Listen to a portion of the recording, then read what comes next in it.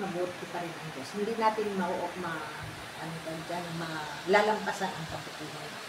Kasi ganun talaga ang puro kabutihan ang gusto niya nangyari sa atin. Although, nandyan ang demonyo. Hindi talaga niya tayo tatantanan hanggat hindi tayo nangyari.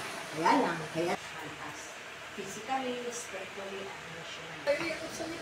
Parang yung buong likod ko, nandoon tayo, ialay na yun kay Lord yung pagal natin. Lord, para sa ito, hindi para kay Tita Nida, hindi para kay Pastor, kundi para sa ito, Lord, kaya nandito ako. Hindi dahil sa inutusan ako, hindi sa ano, pero para sa flow from God's unmerited favor. Ang kagandahan nito, kailangan na tayo maparusahan dahil sa mga kasalanan natin, hindi niya ginawa. Bagkos, iniligtas pa rin tayo ng Panginoon dahil ganun siya mabuti siya sa atin. Hindi niya ginawa. Yung 7, ang ibig sabihin ng 7, represents completion and perfection. Yung anumang hindi mo natapos ng 5, 7, 8, 5, matatapos mo ngayon na 5, 7, 8, 6. Bakit? Kasi ito nga ang completion niya. Magiging perfect na. Kung ano man naumpisan mo noon, magiging perfect. So, ang bahay nito magiging perfect. Magkakaroon niya ng completeness. So, ikaw na-start mo na yung bahay mo, nagbulog ka pa. So, magkakaroon ka ng completeness. I-claim mo yan. Walang imposible. Kung ano man yung hiling mo sa Panginoon, magkakaroon completeness. Ganun din sa'yo. Meron. Kung ano man yung bahay mo, sabihin mo magkakaroon ng completeness sa 8, 5, 7, 6 dahil ito ang year na completion. Complete yung house. 8 represents new beginnings. There is a fresh new wind of spirit opening up new paths for you. Panibagong daan sa atin.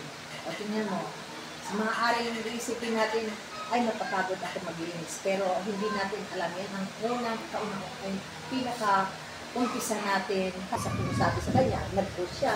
Ang ibig sabihin, open tayo sa mga bagong panunigad sa atin.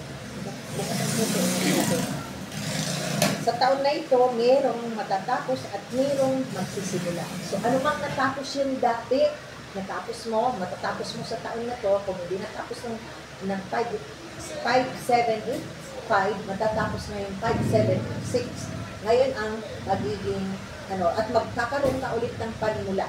Kung wala man na nangyari ng 5, 7, 8, 5, may mangyayari itong 5, 7, 6. So, ngayon ang New Year sa Hebrew calendar, no? Sa atin, sa December pa. Sa January ang New Year. Pero ngayon, dahil sa Hebrew calendar, iba ang sip ng kanila, ngayon ang New Year.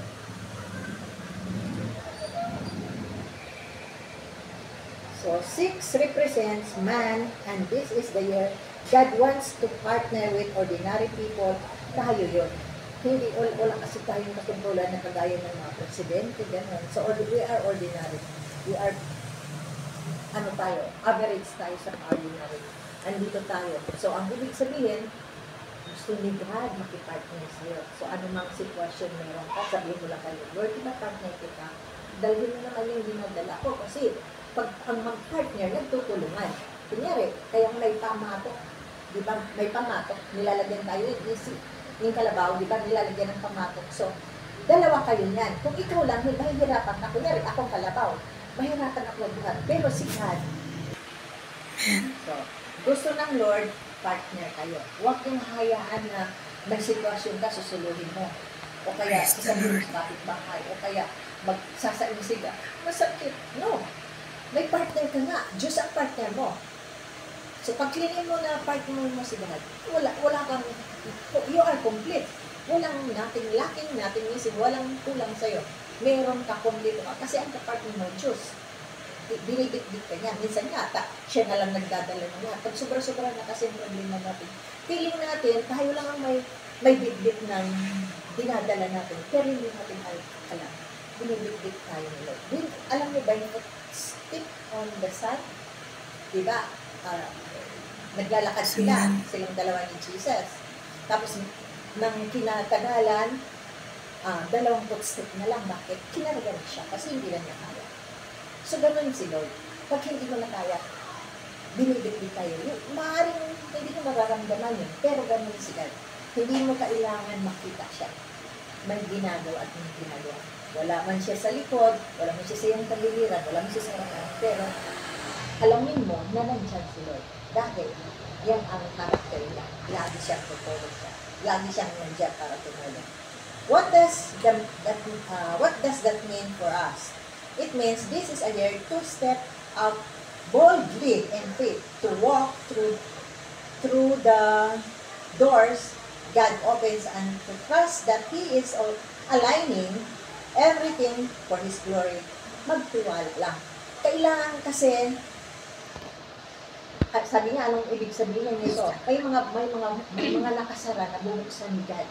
May mga nakasarang pinto na matagal na natin inakasakasa na hindi pa nabubuksan. This year, 5786, mabubuksan yan.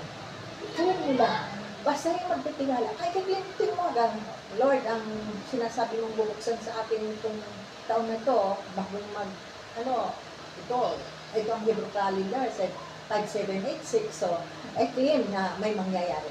Nabubuksan nyo ang pintuan nyo na walang makakapagsara dahil si God ang nagbukas. Lahat ng binubuksan sa atin, walang nakakapagsara yan. Si Lord lang ang makakapagsara, hindi demonyo. Manahimik ka. Don't shrink back. Don't settle. God's grace is sufficient and His Spirit is moving. Huwag tayo manlulumo. Huwag tayo nang, kanina, pwede na akong sabihin, pwede ba mag-online na lang tayo kasi masama yung pakiram. No. Sabi ko niya, Lord, gagamitin mo ako mga yan, kasi nag-work ako. So, bigyan mo ako ng strength para makayanan ko. Kung pupunta pa ako, sana, kung bibigyan mo ako ng lakas kay Ray para ipagdasal. Pero ngayon lang ako lalaki. Pero gagawin ko pa rin, dadaanan ko pa rin mamaya. So, huwag tayo pa rin sa sarili mo, makakapunta ako on time. Diba? Hindi man nga ako on time. Before time, nandito na ako. Ang ibig sabihin, kahit sa church, before time, nandiyan na ako. Bakit? Kasi yan ang nakaugalian ko. Na gusto ko i-download sa inyo. Kasi napakaganda yung yan kaugali. Before time, nandiyan ka. Kasi huwag natin pinapakintay si Lord. Kasi ang biyaya, maghihintay din sa atin. Ang biyaya, nandiyan na. Tayo na lang ang susungkit sa obedient natin. Simple obedient time. Amen. Gaganon na lang mo, Lord. Ito, sumunod ka sa akin. Hindi naman kailangan mag-tumbling ka para magawa mo ang pinapagawa ni God. No, kung mga maliliit lang na bagay, kaya naman natin. Hindi naman niya tayo pagagawin ng mga bagay na hindi natin kaya. Diba? Kagaya yung pag-iinis bukas. Hindi naman. Kaya naman. Ako din kaya. Kaya naman. Siyempre, iniisip ko, paano i-divide ko yung church? Pero kaya natin yan kasi hindi naman ganun karamihan eh. Amen? My design for you is in 5786 for you to experience the fullness of God's favor. For that all things come to completion. Lahat ng mga bagay na dati mong inakasin-kasin, magkaroon ng completion itong taon ito. Yan ang gusto ni God. For you to step into the new with courage and confidence. Dapat hindi tayo matatakot. Dapat confident ka na kasama mo si God. Kagaya ng sabi ko kanina, you are hand on hand with God. Hindi ka niya hayaan na ikaw mag-isa nagbubuo ng problema mo. Nandiyan si God para pagkatiwalaan natin sa lahat ng bagay. This is your year of open doors and divine opportunities. Ito na yung pagkakataon natin para i-claim natin yung mga bagay na hindi pa nangyayari sa atin. Amen? So, conclusion. Stay expectant. The best is yet to come. Mag-expect tayo na mangyayari. Maging positive tayo. Sabi nga, sarado mo na mas maganda, sarado na lang natin yung bibig kung sasainsing tayo. Kanina, gumagay niya lang, thank you Lord, sabi ko sa, kasi gagawin niya gagawin niya, gagawin siya kabuti. Amen? So, let's start. Anong palagay mong pangako ni Lord? Pag-crossover, itong 5786 this year. Bakit mo yun? Amen. Tapos, kung makakapag-business mo, makakapag-business mo, Makakabukas ka.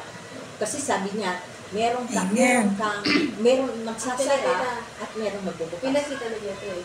Bigla kong hindi ka ako gising ako, parang may umano sa akin na, Nagtitinda ako sa live. Hmm? Nag-selling? Oo. Kumikita lang yung mga, yung parang pinano sa akin maggalit.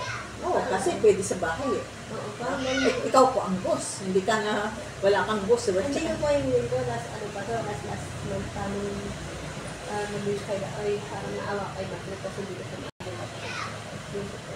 yung nangyayari sa amin yun. Hinahatan.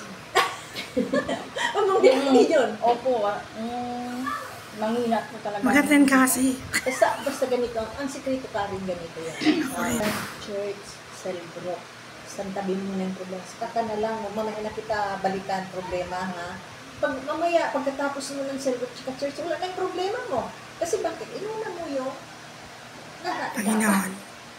sabi nga, God's first. Paano nagiging God's first kung iniisip mong problema? So, nagiging first sa'yo ang problema. So, dapat God's first. Ano? Hindi ako kumain ng mga bawal. Pero pag, ito naman, pag sobra, pag wala akong iniisip na gagastusin, kain ako ng kain, doon ako tumatama. Kaya mas maganda may gagastusin ako kasi nadadiet ako. Parang po konti yung pasensya ko. Pero ngayon, nakakabasa po ako lalo yung nangyari sa akin kung hindi ako masyado nakakalabas. Babasa po ako ng Bible. Ayaw kong sabihin to, kaya kaginan mo daw, sabi ganyan, dagdagan mo daw, kasi strength natin yan. Ito yung lakas natin. It's 6 Lord sa Pedro Calendar, mangyayari ito, ang bawat kinain namin, Panginoon.